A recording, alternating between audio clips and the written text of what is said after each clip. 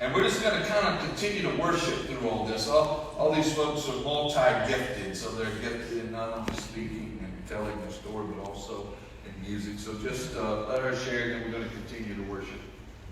Well, like you said, I grew up in a pastor's family. My grandfather was my pastor for, gosh, I don't know, probably 15, 16 years, and then my uncle was my pastor.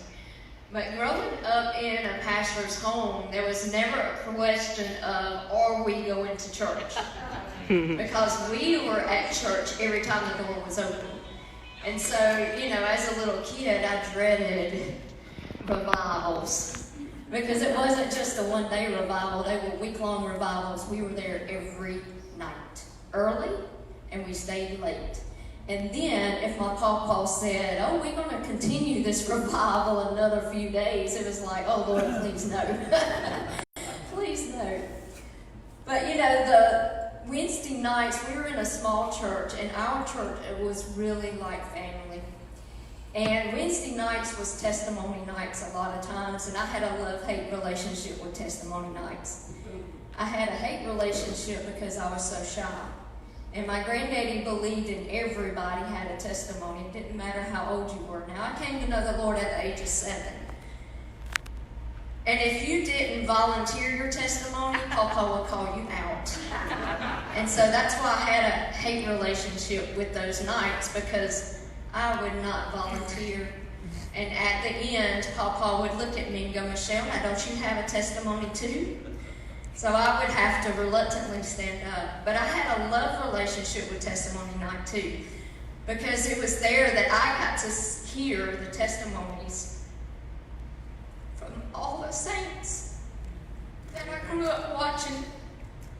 And as Pastor Paul stood here and talked about each one of you who have lost a loved one, people that are 8 years old where I was, watching these old saints go through these trials, those saints would give their testimonies of all these things they had gone through, but yet their testimony was, but the Lord stood with me. The Lord helped me through that. That built my faith. That was the foundation of my faith.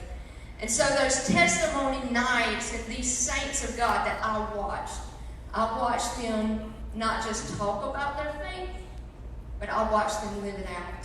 Mm-hmm. And so those of you who are going through trials, who have been through trials, you'll never know who's watching you.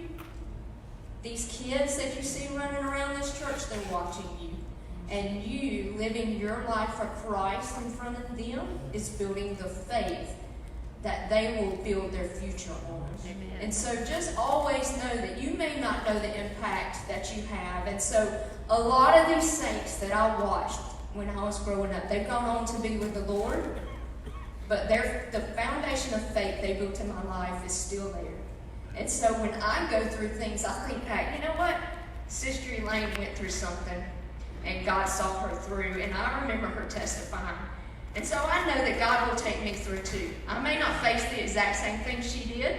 I may not face the same thing my grandparents did or my parents did.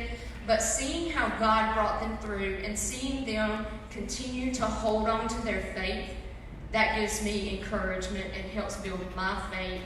And what it did was lay that foundation when I didn't have testimony of my own. And I could depend on their testimony until I had a testimony of my own. So just live your life for the Lord. And the next song we're going to sing, you may not have ever heard it, but it was one that we sang all the time in our church. And so when Patrick asked me to pick a song out, I picked this one out because it talks about what all of those saints, every time they would finish a testimony, they would say, I have somebody with me to share my heavy